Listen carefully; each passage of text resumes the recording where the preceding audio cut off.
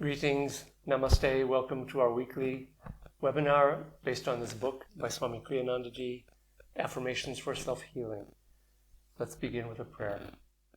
Heavenly Father, Divine Mother, friend, beloved God, great masters, we humbly bow at thy feet. And I will read the prayer from Week 3. O Lord of joy, fill me with boundless happiness, for I am thy child, made in thy blissful image. As thou art joy, so also in my inner self am I. Om Shanti Shanti Shanti. Each week we read one of the sections from this beautiful book.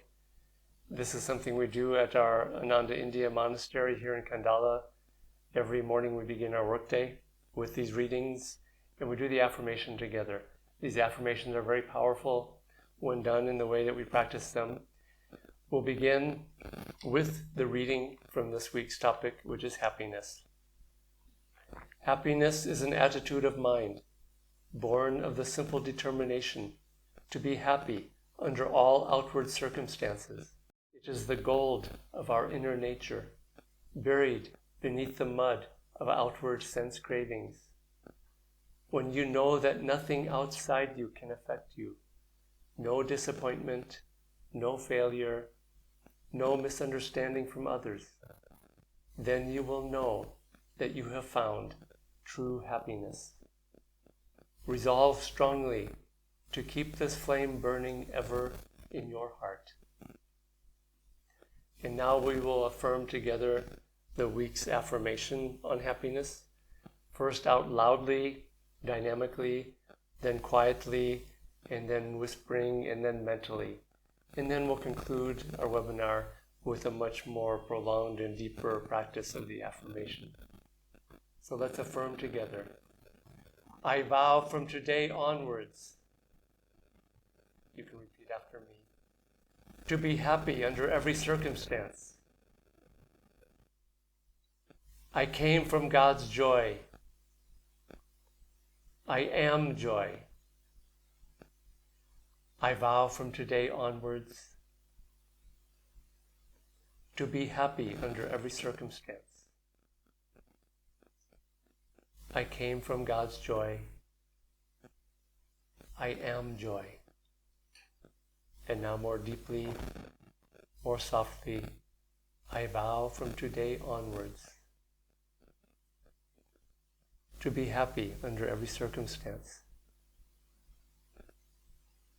I came from God's joy. I am joy. And now mentally only, I vow from today onwards to be happy under every circumstance. I came from God's joy. I am joy. And then just mentally listen to this prayer.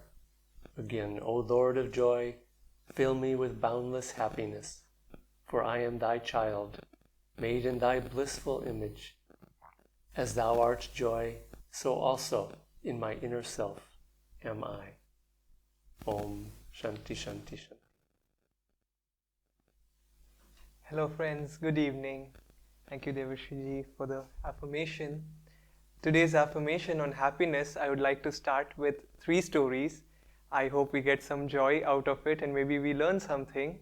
Let's see what these stories are. So firstly, this story happened like about 15 minutes ago, and I just entered into a studio, into a webinar room here at our monastery in Khandala, and my brother monks were very busy handling the technical aspects of it, of setting up the camera, setting up the microphones and everything. And I was in a playful mood, so I had just read the affirmation, I vow from today onwards to be happy under every circumstance. And so as soon as I entered the room, I saw them very busy in this, and I just loudly said, I vow from today onwards to be happy under every circumstance. I came from God's joy. I am joy. And we had a laugh. And one of my brother monks, he said, well, I have to break an unhappy news now, which is that the internet is not working. I said, oh, well, a good time to practice this affirmation now. And then I, of course, went outside the webinar room and I reflected on it that had I not been consciously tuning into this affirmation or tuning into the aspect that nothing outside me can affect me or my happiness, it would have been difficult for me to react the way I did. I would have otherwise been like, oh no, how are we going to do the webinar if the internet, oh, by the way, the internet is working fine now because you're able to see us.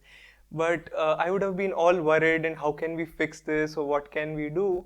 But it's in little things where you can say our buttons get pushed, and sometimes we wonder like how is it that our buttons get pushed, or why are people always pushing on my buttons, and exactly at the place where it is not to be dealt with, because it's a sensitive spot and I don't like dealing with that uncomfortable feeling. Well, the truth is that Divine Mother and God make sure that that happens when we are not accepting of a situation as it is. We sometimes wonder, everything was fine, but that just one thing.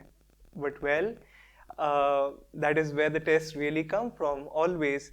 And I was once jokingly telling to a friend of mine about this thing about people having their emotions hurt or the buttons being pushed, and this friend of mine joked to me telling, well, the buttons get pushed because there are buttons to be pushed. In other words, if there was no reactive process, there wouldn't be any, if there was no emotion involved, or if there wasn't any sensitive spot, there wouldn't have been that reactive process. So little things during the week as we go, let's try to focus that where is our happiness being lost? Where do we lose that sense of inner peace and inner happiness? Then the second story, and this relates to once when I was a student and I was studying chartered accountancy, and I was nearing the completion, the final of it, and I was attending one of these classes on a topic called auditing and assurance. It has got nothing to do with today's class, but it has to do with the professor who was doing this class. And every now and then this professor would, especially after lunch hours when people would be sleepy, he would give some activity or just something to get people engaged. But it was not just some loose activity. He would try to share something which would help people. And one afternoon he just came and he told people, take the last page of your book. And everyone took their last page, and he said, write these words down, I'm dictating. And there were about 100 students, and he made us all write down, I am happy when blank. And he said, fill in that blank, I'll give you time. And I think he gave us, I don't know how long, maybe 2 minutes, maybe 5 minutes, but it was quite some time for us to think, I am happy when, or when am I happy? And I had already come on the spiritual path by now, and I was just beginning to wonder, well, I don't know if I want to place conditions on my happiness, but I was thinking hard that when will I be happy? And I just felt joyful enough even then, but I looked around and I saw all my friends were writing notes, and some people could even use an extra paper or something in this time. And I was like, oh my God, thank God this is not the exam question paper, otherwise I would have failed. But anyways, the drama ended, and the professor said, well, and he pointed to a few people and he said, can you please share a few things which you wrote? And so people shared, when I finish my chartered accountancy, or some shared when I get this job, or some shared when this situation becomes okay. And he said, well, with due respect, let's strike out everything which you wrote and strike out the when and add a period over there or a full stop. I am happy. Not to place conditions on why we are happy, what makes us happy. I am happy. That is as simple as it is. And the last story now I would like to share is, sometimes we, at least in my case, I find that my joy level, my happiness declines when I start taking myself too seriously. And if I'm taking myself too seriously, then it's all about me. And as we all know, friends, that the spiritual path is all about getting rid of the ego. And self-importance is something which has to do a lot with the ego sometimes. And when we start to take ourselves less seriously, that helps us a lot in being happier and happier. So now this story is when Swamiji was once, Swami Kriyananda ji, whom I refer to as Swamiji, he was once invited to a talk and where there was a panel of speakers. Many speakers had come from all over the world, some famous people. And basically the talk or this conference was about communities. Someone was wanting to build communities, and that's why he had invited Swamiji also, because Swamiji was one of the people, in fact one of the only person in that whole panel who had started a community. And after the conference got over, Swamiji invited everyone for a meal, and basically Swamiji was there and there was everyone. And amongst everyone else, Swamiji was not as popular in terms of outward ways, not as popular in the world as these people were. And they completely ignored Swamiji. And he thought how wonderful to be like, and he was the only one who knew what he was talking about in this whole crowd. But he just thought how wonderful this is to be absolutely not taken importantly. And he didn't have to push himself out, or he didn't have to prove a point over there. He just was happy and joyful in himself. And again, this first line of the reading I read, and I thought, how many of us or how many people in the world would really think in that way, in terms of happiness is an attitude of mind. And that kind of just, if you were to ask many people in the world and ask them, are they happy or are they not happy, or what will make them happy, most people will say, well, I'll be happy, like most people when we did in my professor's classes, that comes or that doesn't happen, or when this neighbor stops bothering me or this relative stops bothering me. But really true happiness lies inside, and we cannot really depend on outward circumstances. It is an attitude of mind. And to finish with, friends, how do we realize that it is an attitude of mind and it is something inside of us? We can't theorize it. Yes, these affirmations help, but we will find this more and more when we meditate. And if you have meditated, which I think most of us on watching this webinar, this video have, we'll find that there is a happiness which doesn't depend on outward circumstances. Like the reading says, no misunderstandings, no disappointments. They can't affect us if we know there is a happiness, there is true happiness, much, much deeper within us. With that, I'll pass it on to Devarshi ji. Thank you, Vineet. In the Bhagavad Gita, Krishna says in chapter 18, stanza 36, he says, in bliss alone does one achieve the end of all sorrow. In bliss alone. And he's talking about the bliss of our own nature. All the great masters, they've all taught that we came from joy. We are made from joy. Every atom of our body, all of our cells came from that divine joy. And all we have to do is try to tune into that and understand who and what we really are. So, most of us, unfortunately, we put conditions on that happiness. And those conditions are of two types. One is of time, and one is of a condition, or a place, in the sense of being in a place of having no physical pain, or no this, or no that. And the problem with those conditions is that when we say, I will be happy when such and such a thing happens, the when, you'll find that the future never comes into this moment. Tomorrow never comes, as an expression I love, because whenever we put a condition on our happiness in time, it's always in the future. And I think many of us have been through this time and time again, where we think, I will be happy when something else happens sometime in the future. And so what happens? That thing happens, it's fulfilled, but then we're thinking again, oh, but now I want this, I want that. A study was done once of people's income level. And they did a survey and they asked people, how much income would you need to be happy? And inevitably the people would say about 10 to 20% more than what they were currently making. No matter what their income level was, they always wanted just a little bit more, a little bit more. And this is the way that Maya delusion keeps us always seeking to find happiness outside of ourselves, in time. The other way, again, is we put a condition of when this pain goes away, or if this thing happens, then I will be happy. In this world of delusion, as long as our happiness depends on outward circumstances, for every pleasure there will be a pain, for every up there will be a down. And so we go through this roller coaster ride of ups and downs, ups and downs. The way out, as Vineet points out, is to really try to tune in to the bliss of our own nature, which is unconditional.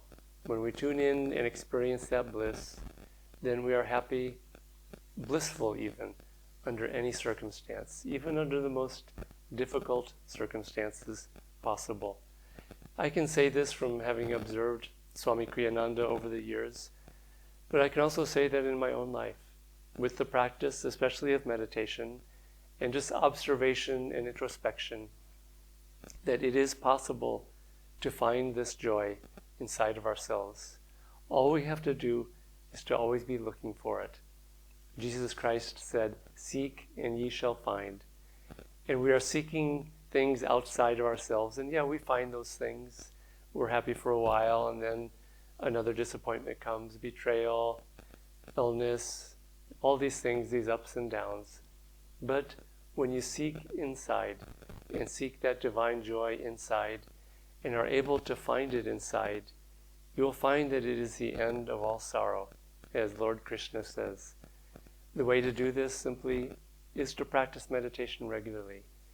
I have found that finding that joy inside is a little bit like a skill that's developed over time.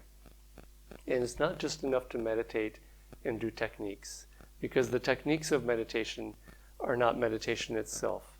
True meditation is absorption in some aspect of God, and the ultimate aspect of God is divine bliss.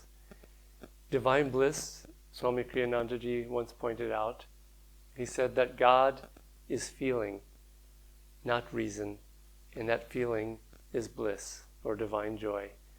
And so when we practice meditation, work with developing and tuning in to the feeling of the heart, because the heart is the receiving station on a radio, as Yogananda put it. It's where we receive and feel God's presence through intuition, through feeling. And I have found over the years that if I make a very regular daily practice of meditation, not just doing the techniques, but after the mind is calmed and the heart is calm enough, it doesn't have to be perfect, to sit in that stillness after techniques and try to feel sensitively in the heart center that divine feeling. The way to awaken the heart in that intuitive way is to start working with the feeling nature of the heart, practice devotion, practice love for God. That starts to awaken the higher feeling quality. And what happens is that, as Swami Kriyananda pointed out, he said love is the first manifestation of bliss. And you will find that if you practice divine love, he wasn't talking about human personal love, which again has the ups and downs, this nature of duality, but divine love, you'll find that if you practice devotion, it awakens this divine feeling quality, so that then when you get still in that calmness after the techniques of meditation, the heart's divine aspect has been awakened.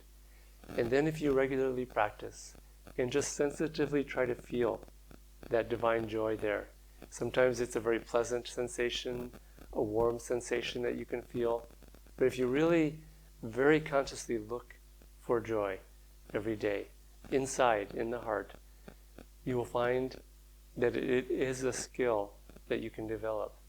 And over time, as you develop this skill, you will find that as I have found, that even in the most difficult, intense moments in life, the most physically painful moments, the most emotionally painful moments, that if you just get calm enough and start looking. Again, it's a skill. It comes with practice.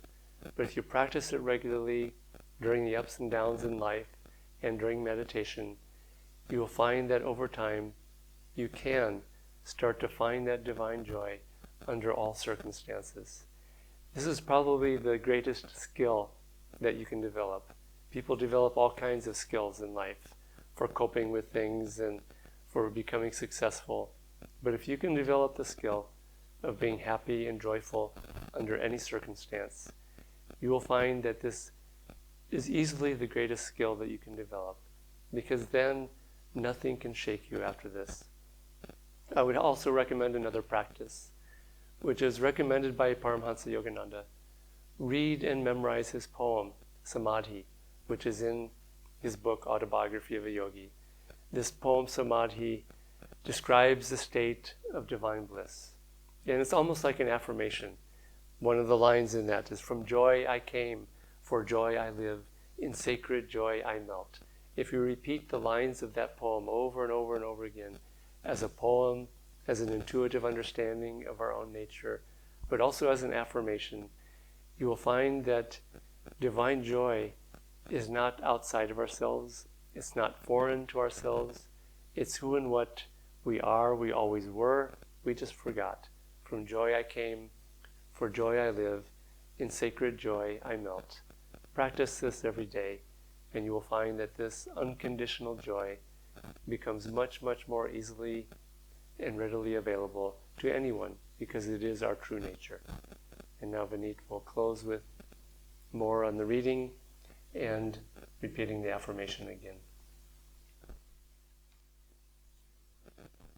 Thank you, Devarshi ji.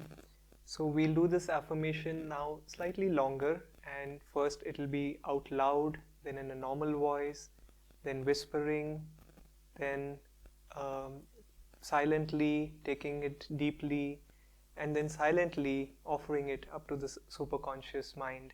And I'll guide us through it, and let's go through the reading first. Happiness is an attitude of mind born of the simple determination to be happy under all outward circumstances. Happiness lies not in things, nor in outward attainments. It is the gold of our inner nature, buried beneath the mud of outward sense cravings. When you know that nothing outside you can affect you, no disappointment, no failure, no misunderstanding from others, then you will know that you have found true happiness. Resolve strongly to keep this flame burning ever in your heart. So we'll do each of these phases 3 times. You can repeat after me, first out loud. I vow from today onwards to be happy under every circumstance. I came from God's joy. I am joy. I vow from today onwards to be happy under every circumstance. I came from God's joy. I am joy. I vow from today onwards to be happy under every circumstance. I came from God's joy. I am joy. Now in a normal voice, absorbing these words deeply. I vow from today onwards to be happy under every circumstance. I came from God's joy. I am joy. I vow from today onwards to be happy under every circumstance. I came from God's joy. I am joy. I vow from today onwards to be happy under every circumstance. I came from God's joy. I am joy. Now in a whisper, taking it deep into the subconscious. I vow from today onwards to be happy under every circumstance. came from God's joy. I am joy. I vow from today onwards to be happy under every circumstance. I came from God's joy. I am joy. I vow from today onwards to be happy under every circumstance. I came from God's joy. I am joy. Now mentally taking it deeper, absorbing the meaning, I vow from today onwards to be happy under every circumstance. I came from God's joy. I am joy.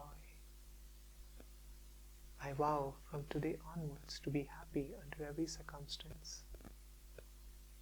I came from God's joy. I am joy. I vow from today onwards to be happy under every circumstance. I came from God's joy. I am joy. Now mentally again focusing at the point between the eyebrows, offering these words up to the superconscious. I vow from today onwards to be happy under every circumstance. I came from God's joy. I am joy. I vow from today onwards to be happy under every circumstance. I came from God's joy. I am joy. I vow from today onwards to be happy under every circumstance. I came from God's joy. I am joy.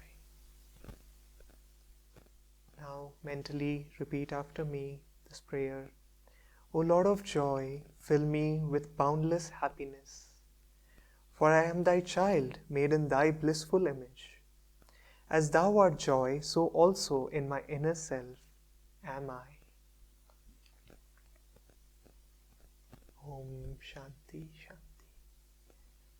Thank you friends for joining us this evening. We'll continue to do these affirmations every week the same time. Next week's affirmation will be on energy. But till we meet again, do these affirmations and do them whenever you get a chance, every day if you can. And that way this will just not be theory but practical experience, and that way we'll be able to draw more by sharing things together. We look forward to seeing you again next week. Thank you. Joy to you.